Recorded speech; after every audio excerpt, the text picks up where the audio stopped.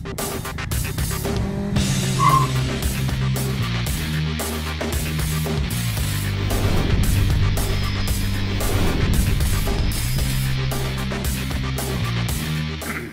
passar agora vamos falar um pouco de pós-venda agora. Tratar bem o cliente após a compra do carro já foi uma estratégia que só algumas montadoras escolhiam como diferencial. Hoje, pós-venda é pré-requisito e faz muito sentido isso, porque a indústria automotiva é só mais uma indústria que está migrando do modelo em que ela vende um produto para um modelo em que ela presta um serviço. E essa talvez seja uma das forças que mais vai ter impacto no nosso segmento para os próximos anos. Dentro desses serviços, a gente na Quatro Rodas acredita muito que o pós-venda hoje puxa a fila de importância. Por alguns motivos. Primeiro porque a gente tem que ser honesto, a capacidade hoje de fabricar um carro de qualidade, ela existe em cada vez mais empresas pelo mundo. Agora, o desafio é a capacidade de manter a integridade desse produto ao longo do uso deles. Isso é muito do que a gente tenta medir no nosso teste de longa duração. Mas a gente também acredita que o pós-venda é importante, porque o pós-venda ele ajuda a construir marca, ele ajuda a fidelizar compradores e não tem dúvida nenhuma de que ele influencia muito na escolha do produto que o cliente vai levar para a garagem. Por tudo isso, a gente acha que o Brasil o pós-venda mudou muito no Brasil nos últimos anos, mas que ele vai mudar ainda mais nos próximos. E para debater esse assunto e nos ajudar a desenhar qual que vai ser esse futuro do pós-venda no Brasil, eu queria convidar aqui para o palco os nossos próximos debatedores. A gente convidou Paulo Souti, diretor-geral da Citroën. Convidamos Evandro Maggio, que é diretor de pós-vendas da Toyota. Fernando Espírito Santo, que é gerente-geral de serviços da Hyundai Motor Brasil. E a gente vai ter esse debate mediado pelos editores da Quatro Rodas, Ulisses Cavalcante e Péricles Malheiros.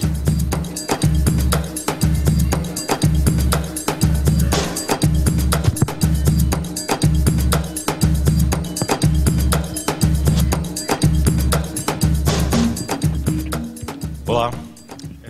Bom, falamos já de pós-vendas, dessas tendências que a gente vai conversar, mas vamos começar pelo começo. O que é pós-venda, Paulo? Eu acho que nossos amigos falaram bastante de pós-venda, diz nós aqui no mercado premium, e demonstra a importância do pós-venda em todos os segmentos de mercado. O pós-venda, dizer mais do mesmo, que é atender a necessidade dos clientes, realmente em tempo, em hora, tem disponibilidade de peças, isso é default. Hoje, o que a gente tem que entender é como atender as expectativas dos clientes. E quais são as expectativas? As expectativas do mercado premium, do mainstream. Você também tem as expectativas por faixa de idade. Então, hoje, a expectativa de um cliente de 25 anos, uma geração Y, hoje ele é completamente diferente, Y Generation, ele é muito diferente daquele cliente que tem 55 anos. Então, como atender essas expectativas, é isso que faz realmente a diferença das marcas no mercado atual. Ok. Fernando, a gente falava lá atrás sobre dois pilares ali de pós-venda, que é a questão da prestação da assistência técnica, propriamente dito, e da função de ser uma embaixada da marca. Qual não sei se você consegue ranquear isso, mas qual é o mais importante desses dois pilares? Olha, veja, na visão da Hyundai, óbvio que o pós-venda tem que estar lá habilitado a fazer o reparo, a prestar também um serviço, tanto quando o carro dá algum problema, eventualmente, ou fazer algum serviço, uma manutenção preventiva, como é a revisão. O que a gente vem observando é que a demanda por correções tem reduzido muito, pelo menos a nossa marca. Então, a gente tem concessionários hoje que trabalham com menos de 1% dos veículos atendidos, são veículos que demandam algum tipo de correção, algum tipo de reparo. A maior parte é simplesmente uma revisão simples. Outra coisa que vem demandando muito, e é uma tendência ao nosso entendimento, é que o cliente vai demandar mais por informação, mais por um trabalho consultivo. Então, a gente vai ter que fazer atualizações de softwares, porque você lançou, tem um celular novo, no mercado, então, para o áudio funcionar, ele vai ter que falar com aquele novo celular. Esse tipo de serviço, muitas vezes não cobrado, vai ser mais e mais presente.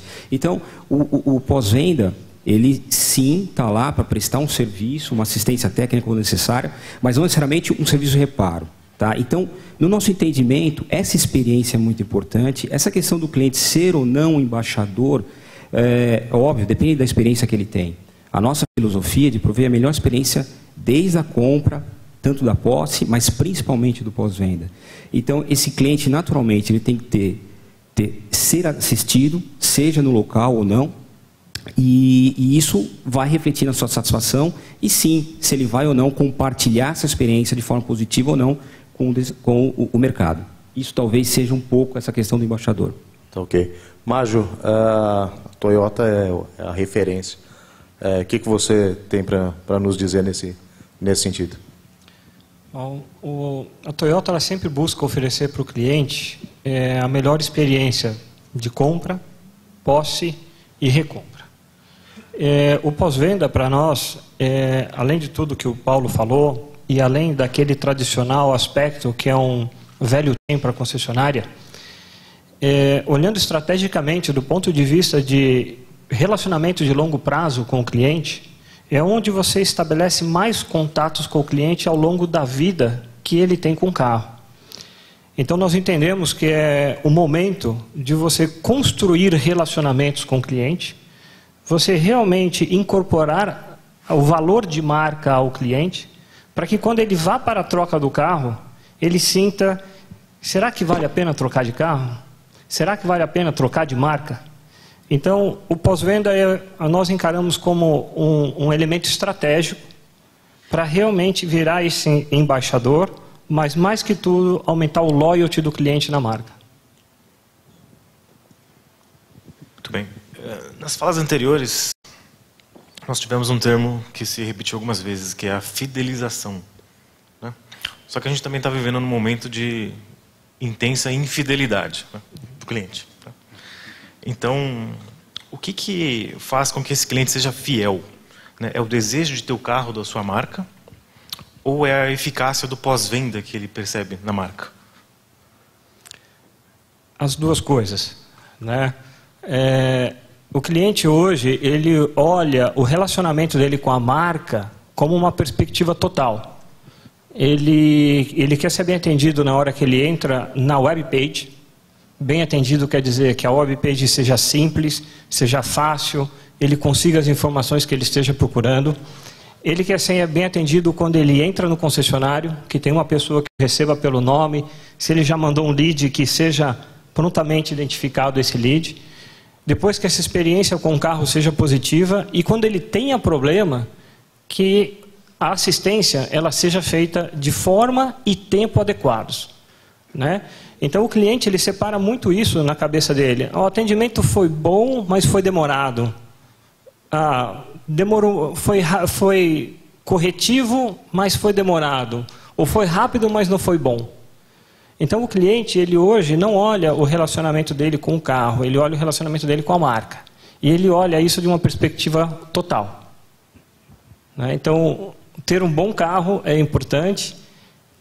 Ter um bom atendimento é importante e ter um bom pós-venda é importante. Tem que ser o pacote.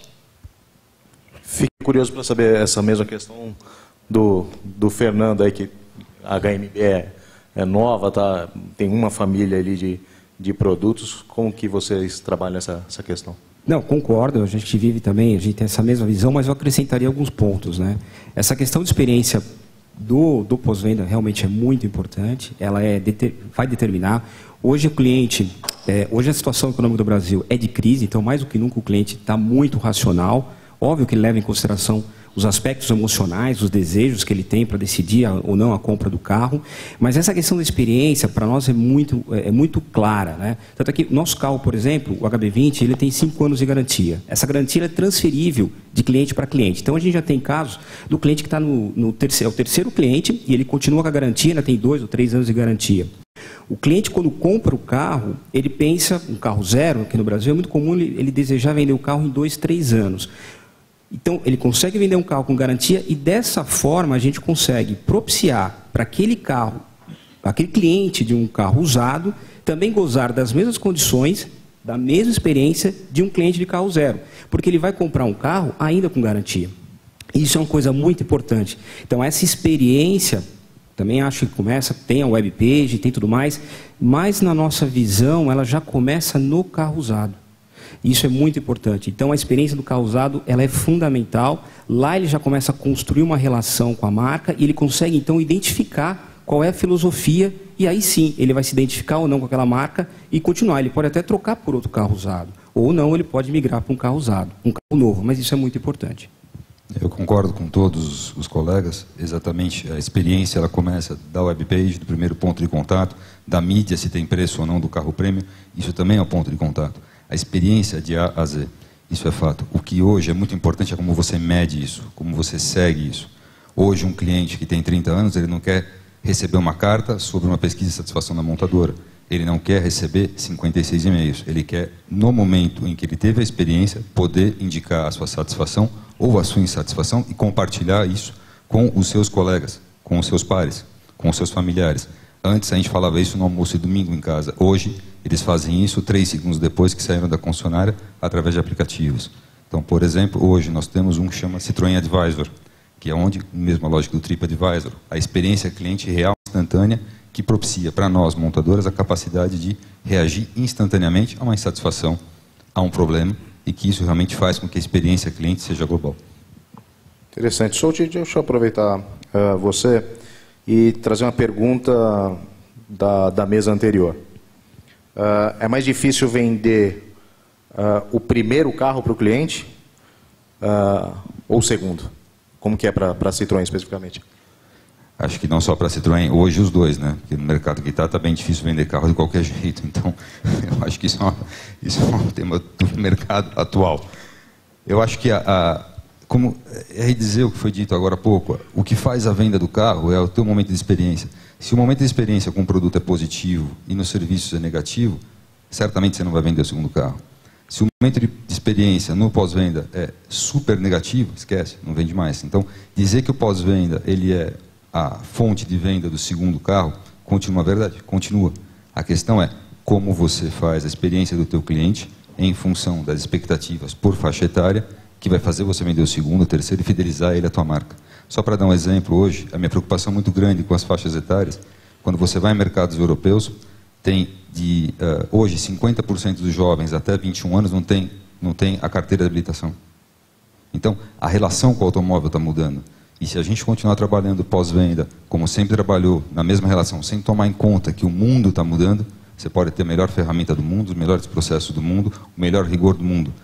Em algum momento você vai falhar, porque você não está respondendo o que o teu cliente quer ouvir. Então, se você for pensar nesse sentido, um serviço de excelência não chega a ser mais caro do que um serviço menos atencioso? Acho que a questão de excelência não é uma questão de preço, é uma questão do quanto você se compromete com a tua marca e com os teus clientes. Então, fazer a excelência nem sempre é algo mega sofisticado, uma coisa complexa, um sistema super complexo. Um sistema como a Advisor, eu posso dizer para vocês, não é nada assim fora do comum. Então, fazer um sistema simples que atende aquilo que o teu cliente espera é excelência, não precisa ser caro.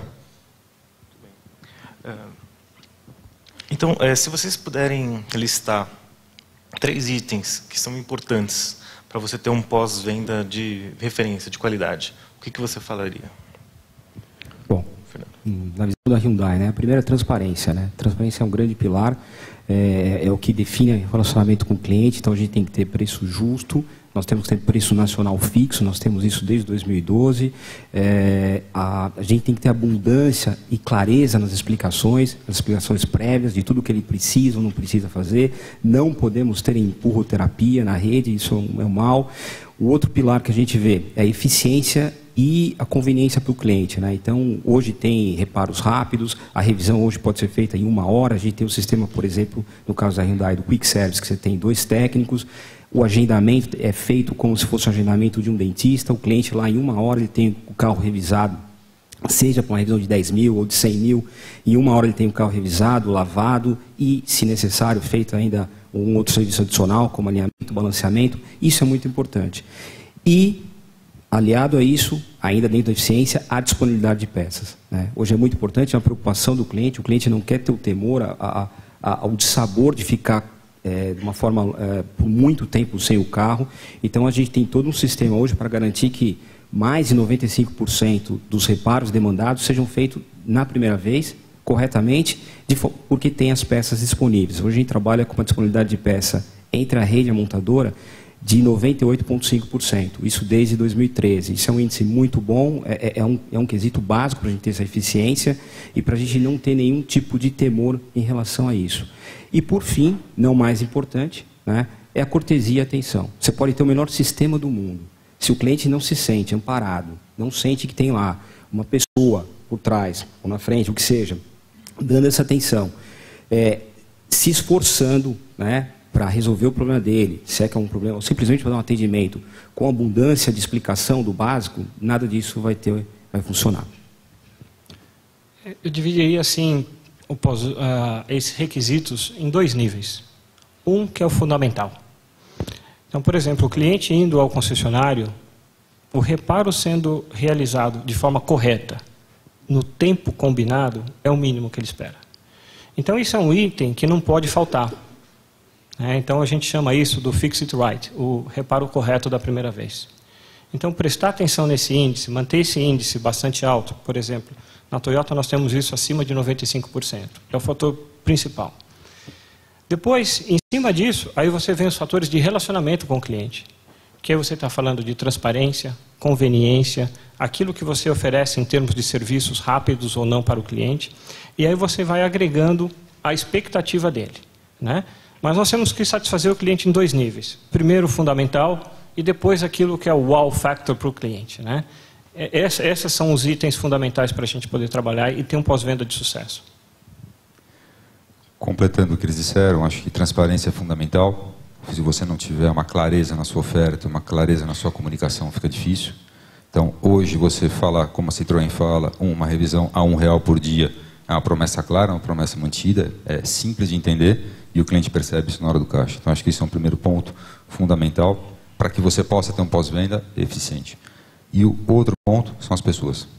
Não adianta nada, eu ouvi bastante a palestra da Volkswagen, gostei bastante, porque vai bem de encontro àquilo que a Citroën pensa e que eu penso pessoalmente.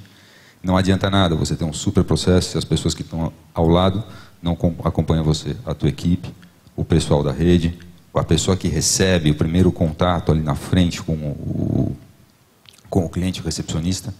Um dado importante, quando você trabalha isso, essa fidelização e o cliente cita o nome da pessoa que efetivamente o atendeu, você tem um aumento de recompra de mais de 37%.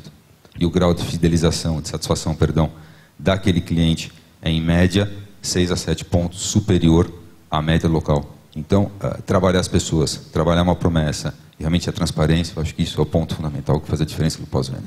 Paulo, e esse é um ponto que para nós é um grande desafio, né? Porque a preparação de fatores humanos na rede, aderência de processo, aderência de rotinas, aderência de ferramentas, é um fator que leva muito tempo. Você não consegue consolidar isso do dia para a noite. Então, o nível de investimento em treinamento, em acompanhamento, em times que você tem que ter da fábrica, monitorando a operação do concessionário o tempo inteiro, é muito forte. Não adianta esperar que o concessionário faça isso sozinho, porque às vezes nem ele conhece esse caminho. Então, esse time de acompanhamento, estar sempre com o concessionário, ajudando a monitorar, a desenvolver, principalmente os processos e as pessoas, é um fator de investimento constante. Essas características de serviço, de atenção, são valores da marca, né? Mas os concessionários não são necessariamente a marca. Então, como é que você transfere essa cultura e esse pensamento ao concessionário? Só complementando, desculpa, Mágio. Para complementar essa pergunta, eu queria saber ações corretivas e imagino que algumas vezes até punitivas, como elas acontecem nesse relacionamento com o dealer? Bom, primeiro, todos os programas que a gente desenvolve dentro da Toyota, eles têm um programa de buy-in, que você tem que explicar o conceito para a rede, você tem que... Primeiro, a gente faz isso de forma muito junta com a nossa associação de concessionários. acontece uma divisão de conceitos, como vai ser implementada a plataforma, e aí os nossos consultores de campo, eles vão para a rede multiplicando a filosofia de trabalho e também os procedimentos. Nós não separamos procedimento e filosofia. As coisas acontecem simultaneamente. Até porque a Toyota vem sempre pelo TPS, o Toyota Production System, e a filosofia do Kaizen. Isso dentro da rede já é alguma coisa estabelecida. Levou bastante tempo, mas hoje, de tanto nós falarmos, a coisa já acontece.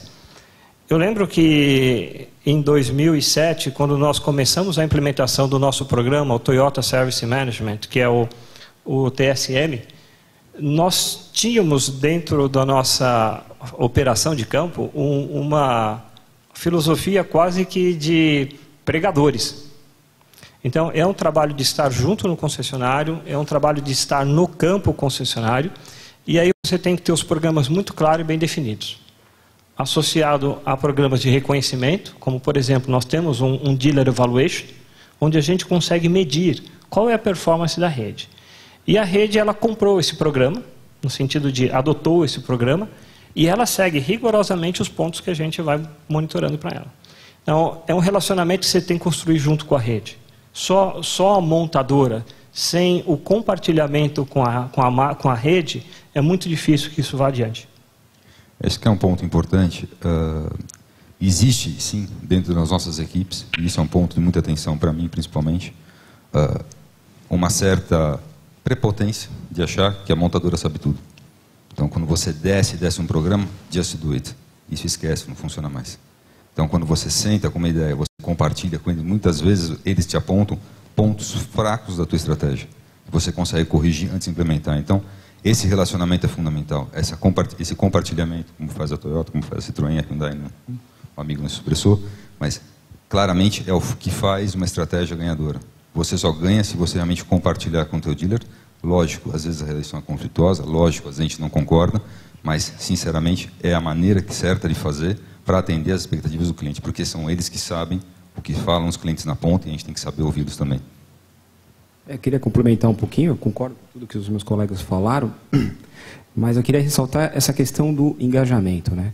Por mais treinamento, mais tempo que você tem aí dedicando a isso, essa filosofia para ser implementada leva algum tempo. No caso da Hyundai, acho que a gente implementou de uma forma muito rápida e bem consistente, mas esse engajamento você consegue passando desde o presidente da empresa, isso é muito importante, a concessionária, todos que trabalham na concessionária, para estarem engajados, eles precisam se identificar com a filosofia da marca. Esse é um exercício que a gente faz a todo momento, desde do estagiário do nosso time até o próprio presidente, né? Então, todas as informações de pós-venda, reclamação de cliente, call center, um dia por mês eu vou lá, reporto um detalhe para ele, ele sabe de tudo, e quando a gente vai visitar um concessionário junto, ele vai lá e ainda discute de igual para igual com o concessionário. Então, isso passa uma mensagem clara que toda organização está na mesma vibração. E nesse sentido, a gente conseguiu obter um resultado muito rápido. Vocês sabem que a rede HMB é uma rede muito nova e a gente conseguiu implementar essa filosofia de uma forma muito eficiente e rápida. E como fica a questão? No Brasil, a gente tem grupos de concessionárias, né? Você tem grupos multimarcas. Isso facilita ou chega até a colocar obstáculos aí na criação de um pós-venda eficiente? Bom, falando em Hyundai, a gente vê, existem grandes grupos que têm diversas marcas, né? Marcas de segmentos bem distintos, né? E cada uma tem a sua filosofia, né? Toda marca, bem ou mal, de uma forma ou de outra, falar, a gente tem que atender bem o cliente e tudo mais, mas os processos não são exatamente os mesmos, a filosofia não é a mesma, a forma de trabalhar, de se relacionar com o funcionário não é a mesma. Então, esse é um trabalho que a gente tem que começar desde antes mesmo do funcionário ser funcionário, quando ele é candidato, né? Deixar claro qual é a filosofia da marca. Né? E tem a questão da rotatividade dos funcionários dentro do rotatividade dos funcionários já foi maior, hoje não é tanta. Enfim, é um trabalho que a gente faz também para reter os funcionários, isso é muito importante, mais do que salário, é ele se identificar com a marca, ele está feliz trabalhando naquela marca. É muito interessante, o profissional brasileiro, ele é apaixonado por carro. E ele quer trabalhar numa marca que ele se identifique. Então isso é uma vantagem para nós, a gente tenta tirar proveito dessa vantagem. A gente tenta, a todo momento, prover para o funcionário, do concessionário, uma experiência diferenciada. Então a gente tem vários programas também, por exemplo, os melhores em termos de satisfação de clientes.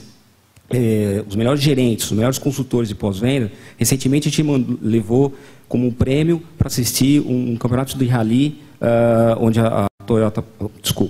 onde a Hyundai participa na Europa. Era uma experiência diferenciada, né? Aqui mesmo, quando nós temos um centro de treinamento em que, além do treinamento, além da carga técnica, de todo o conhecimento, a gente também, a todo momento, dá uma experiência diferenciada para esse colaborador. De forma que ele entenda, que ele viva essa experiência, não só na teoria, mas na prática, e assim seja mais fácil passar para o cliente final. Essa relação de multimarcas, ela é regra do jogo. Não adianta a gente falar ser melhor, ser pior.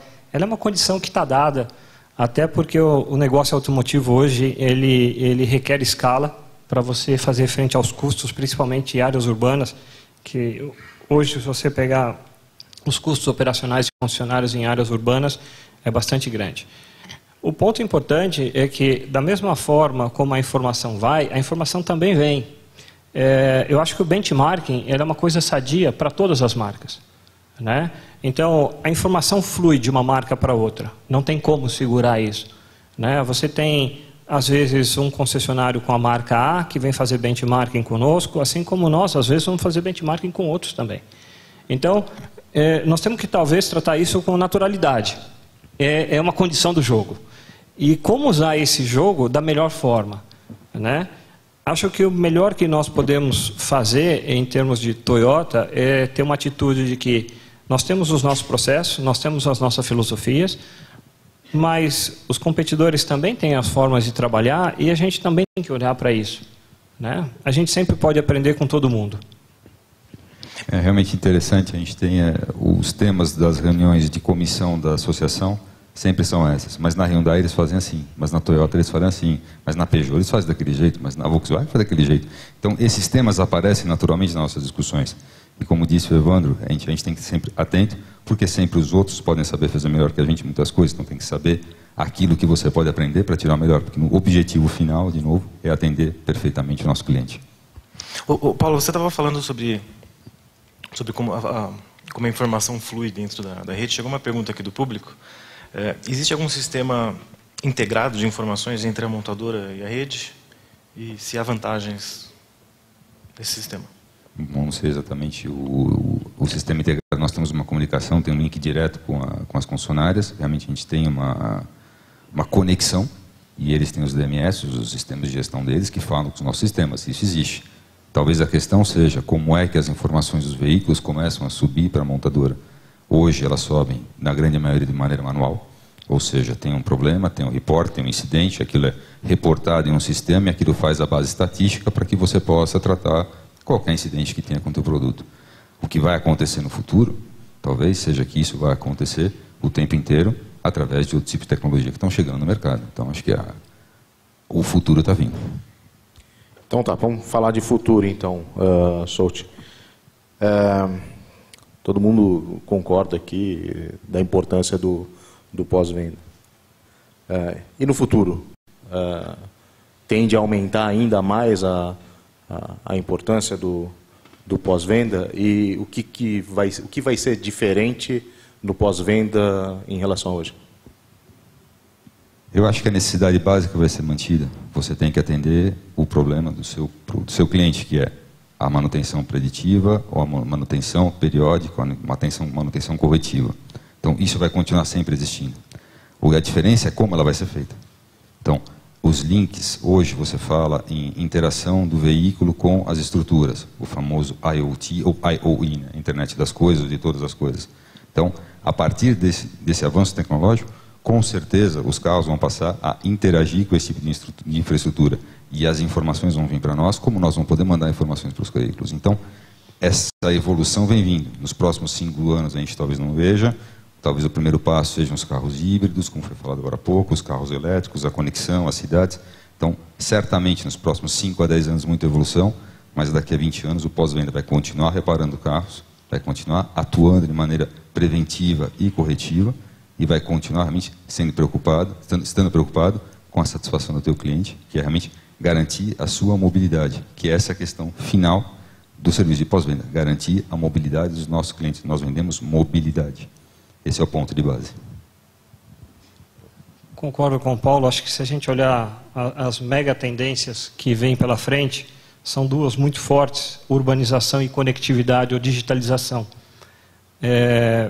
A forma como o cliente vai demandar ou vai esperar que nós nos relacionemos com ele vai ser diferente. Um outro ponto também que vai ser bastante importante é a questão da conveniência. Você, às vezes, está se deslocando 2 horas para chegar até um concessionário para fazer um determinado serviço. Talvez horários alternativos. A gente já começa a ver, até pelo horário da web, que às vezes pesquisas de veículos ou solicitações de serviços, eles começam em horários, já começa a aparecer horários extremamente impensados anteriormente, tipo 2 horas da manhã, 1 hora da manhã. Então, isso mostra que a conveniência do tempo do cliente vai ser um fator importante também.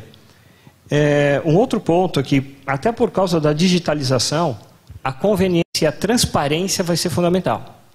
O cliente, antes de escolher o concessionário, ele vai querer saber no Google quantas estrelinhas se você tem 3, se você tem 4, se você tem 5, qual que é a sua referência. Então, o desafio é, talvez, como se relacionar com esse novo cliente que vai chegar aí. Eu vejo em casa, minhas filhas pegam, se tirar o tablet da mão delas, acabou o mundo para elas. Então, quer dizer, essa relação vai ser muito, muito digitalizada. E essa comunicação muito rápida com o cliente. Bom, concordo com os meus colegas. Eu incluiria aí, eu acho que na visão da Hyundai, em alguns anos, talvez demore um pouquinho mais no Brasil, mas essa questão do monitoramento, da telemetria, da tecnologia do on-the-air, isso vai ser presente de forma massiva. Praticamente todos os carros vão contar com essa tecnologia.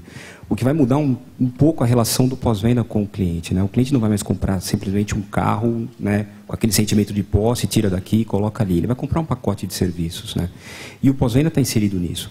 É o pós-venda que vai gerenciar todos esses serviços. Então vão ser serviços de atualizações, vão ser serviços de monitoramento, vão ser serviços até de algumas intervenções remotas. Isso tudo vai ser presente. Talvez no Brasil demore um pouco mais, mas não vai demorar tanto assim, vai ser uma coisa comum. E o pós-venda vai estar dentro do carro do cliente. Seja com comando de voz, tudo isso, aquele conceito do cliente em ocasiões específicas, programadas para fazer a revisão, ainda vai existir. A necessidade de fazer reparos vai existir, reparos corretivos, mas vai reduzir mais e mais. Hoje já é muito reduzido. Então, a relação do pós-venda vai ser mais ampla, vão ter outros serviços, e essa interação, dependendo da vontade do cliente, ela pode ser mais frequente ou não, através de uma relação de conectividade. Tá certo. Eu não sei se a gente pode traçar um paralelo da utilização do carro ou da hora de fazer um serviço no carro com o uso de aplicativos de banco, por exemplo. Hoje quase ninguém mais vai ao banco, tudo resolve por aplicativo. Celular pode ser a grande ferramenta de um futuro breve aí do pós-venda? Eu acho que já é, né? Já é. Já é dia a dia. Já e não é as filhas do Evandro, não são minhas filhas. Já é. É dia a dia, esquece. Então hoje, se você não fala o que nós temos de ação efetiva? Ou a penetração do uso de aplicativos na hora do pós-venda? Vou te dar um exemplo.